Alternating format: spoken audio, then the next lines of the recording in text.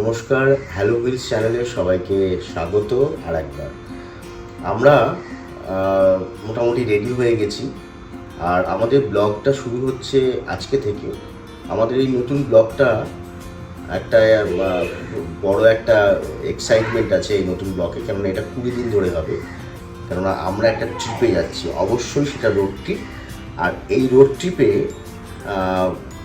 যেটা মেন তোমাদেরকে শেয়ার করব সেটা হচ্ছে বাই রোড আমরা যাচ্ছি কেরালা। আর এই কেরালাতে আমাদের সাথে এই রুটটা আমাদের কাছে খুব চ্যালেঞ্জিং হচ্ছে এই কারণে, কারণ এর সাথে যাচ্ছে আমাদের মা এখন ফিজিক্যালি চ্যালেঞ্জড। কয়েক বছর আগে স্ট্রোক হয়, তারপরে তার লেফট সাইডটা প্রায় 60% 70% অকেজ হয়ে গেছে। কিন্তু এই যে বললাম, ইচ্ছাশক্তি আর সাহস, মায়ের এই দুটো কোনোদিন অভাব হয়নি। তাই মাকে নিয়েই বেরিয়ে পড়লাম কেরালা ট্রিপে। আমরা এখন কোলাঘাটমুখী। কোলাঘাটে গিয়ে রাতের ডিনার করব। আমরা কেরালা যাচ্ছি, একদম আমাদের ফার্স্ট ডে গোপালপুর। আমরা এখন 12টার কাছাকাছি বাজে কোলাঘাটে খেতে নেমেছি। তো কখন পৌঁছাবো কিচ্ছু জানি না, তবে কালকে দেখা হবে অবশ্যই গোপালপুরে। আর টুকুন আছে আমাদের সঙ্গে, দেখো আমরা সবাই আছি, ভীষণ মজা করছি। Bye bye.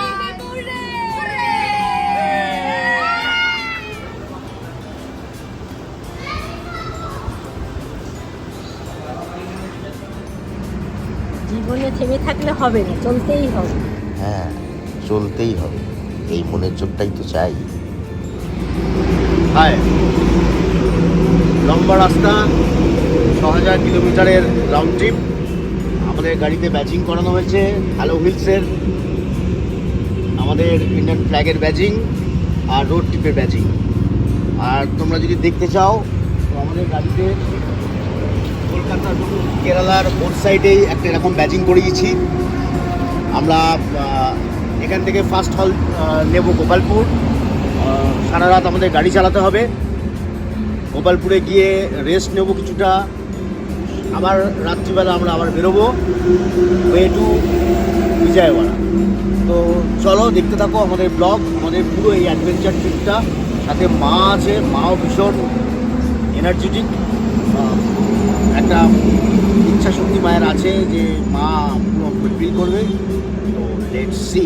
আর পেছনে দুজন বসে আছে, আম্মা and it's my mother, so they're taking a short nap.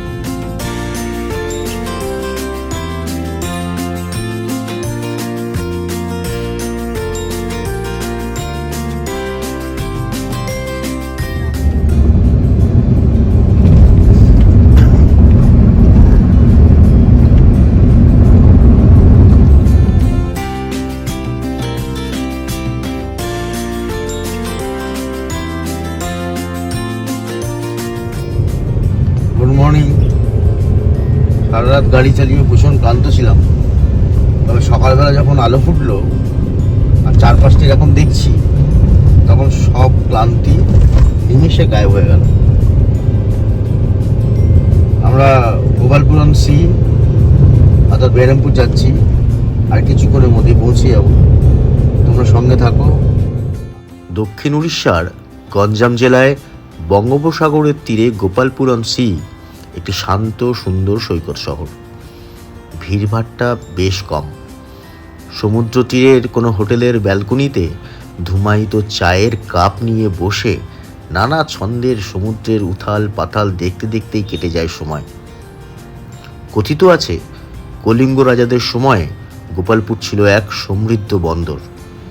প্রথম বিশ্বযুদ্ধের সময় গোপালপুরকে বন্দর হিসেবেও ব্যবহার করেছিল ইংরেজরা। সিগনোর ম্যাগলিওনি নামের এক ইতালীয় 1914 সালে গোপালপুরে তৈরি করেছিলেন পাম বিচ রিসর্ট। আশ্চর্য হলো, এটি নাকি ভারতের প্রথম বিচ রিসর্ট। যাকগে, আর ইতিহাসের পাতা উল্টাবো না। ওই সামনের যে পাহাড়টা, ওটা পেরোলেই গোপালপুর স্বমহিমায় অপেক্ষা করছে তার সুগভীর নীল রং নিয়ে। সেই নীল মাখতেই তো ছুটে আসা।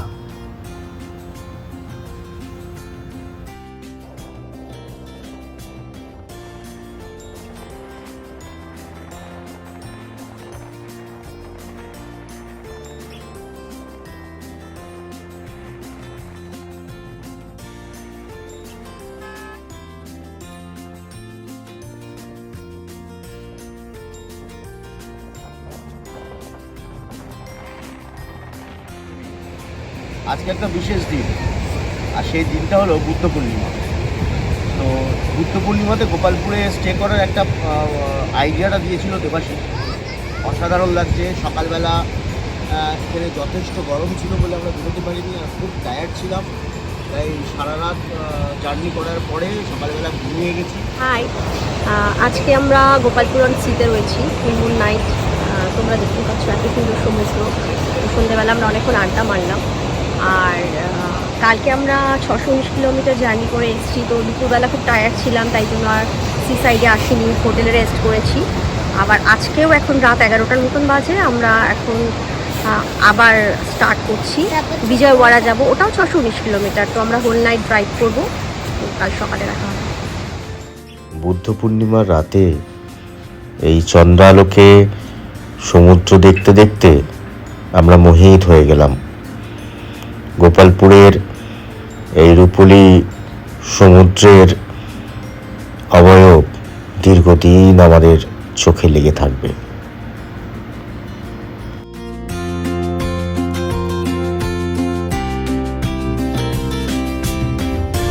হোটেল থেকে চেক আউট করে আমরা রাত 11টার সময় বেরিয়ে পড়লাম আবার নাইট জার্নিতে। আমাদের গন্তব্য বিজয়ওয়াড়া। তবে কালকে ভোরবেলা বিশাখাপত্তনমে পৌঁছে আমরা অবশ্যই ঋষিকোণা বিচে একবার যাব। Good morning. আমরা এসেছি বিশাখাপত্তনমের ঋষিকোণা বিচে, আর এখন সূর্যোদয়ের সময়। সানরাইজ হচ্ছে, আকাশ লাল। আমরা সেই সানরাইজ দেখব বলেই এখানে এসে দাঁড়িয়েছি। আর কিছুক্ষণের মধ্যেই এখানে সানরাইজ হয়ে যাবে, সূর্য উঠবে।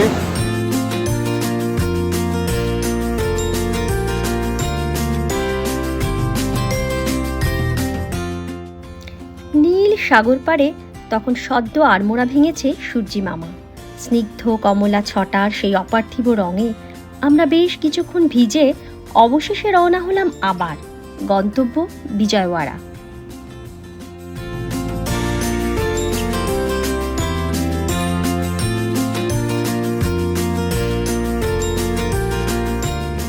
Good afternoon, everyone. Good afternoon. So it's sharp 12:30 p.m. and we are on the way towards Vijayawada. তো আমরা যেতে যেতে প্রায় রাত থেকে যেহেতু জার্নি করছি, আমরা এখন একটু লাঞ্চের জন্য থেমেছিলাম একটা রেস্টুরেন্টে। তো ইটস বিউটিফুল, চারিদিকে গার্ডেন আছে, তো আমরা এখানে বসে আছি। গরমটাও বেশি নেই, ইটস ক্লাউডি ওয়েদার আউটসাইড। তো কিছুক্ষণ আগে আমরা একটা ব্রিজ ক্রস করছিলাম। সো অ্যাকচুয়ালি ওটা গোদাবরী নদীর উপর গোদাবরী ব্রিজ। আমরা হিস্ট্রিতে পড়েছি না, গোদাবরী নদীকে সাউথের গঙ্গা বলা হয়, আর এটা একটা হোলি রিভার। তো আমাদের দেখতে ভীষণই ভালো লাগছিল। আর এমনি একটা হিস্টোরিক্যাল প্লেস এই জায়গাটা, কারণ রাজা মন্দির এই জায়গাটার নাম। এখানে রাজা মহেন্দ্র বর্মার ডাইনাস্টি ছিল, তোমরা নিশ্চয়ই জানো। তো সেইগুলো ক্রস করে দেখতে দেখতে এসেছি, আর মাত্র 100 কিলোমিটার বাকি, তারপরেই আমরা বিজয়ওয়াড়া পৌঁছে যাব। লাঞ্চ সেরেই আবার চলা শুরু। রাস্তার দুধারে নয়নাভিরাম পাহাড়ি ল্যান্ডস্কেপ দেখতে দেখতে মোহিত হয়ে পড়ছি। ছোট ছোট অজানা অচেনা জনপদগুলো দেখা দিয়েই যেন দৌড়ে মিলিয়ে যাচ্ছে পেছনে। মন বলছে এই পথ যেন না শেষ হয়।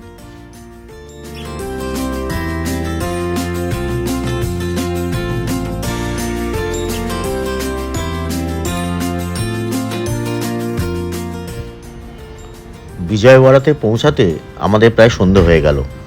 আমরা রাস্তার ধারে V3 হোটেলটায় এসে উঠলাম। তবে একটা গুরুত্বপূর্ণ কথা বলে রাখি, আমাদের এই ট্রিপে আমাদের কোনো হোটেল আগে থেকে বুক করা ছিল না। আমরা নিজেদের পছন্দ মতন যেখানে যেখানে গেছি সেখানে সেখানে হোটেল বুক করে নিয়েছি। আর রেঞ্জ 1500 টাকা থেকে 3000 মধ্যে বেশ ভালো এসি রুম পাওয়া যায়।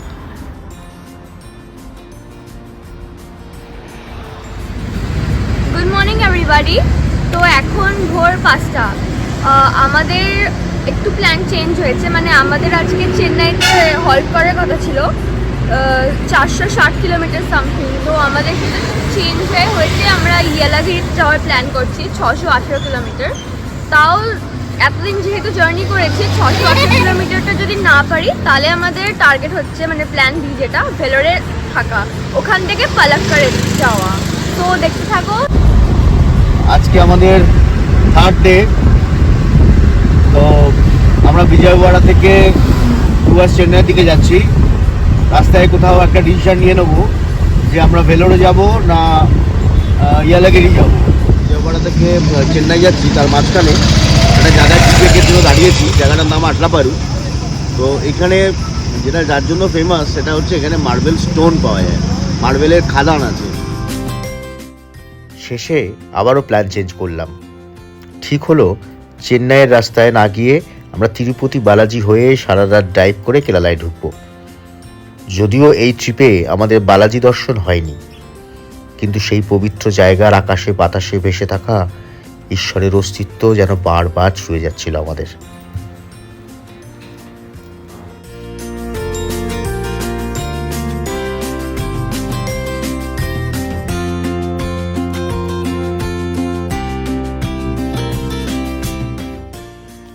চেন্নাইতে না থেমে আমরা সারা রাত গাড়ি চালিয়ে চলে এলাম কেরালার পালাক্কাড়ে।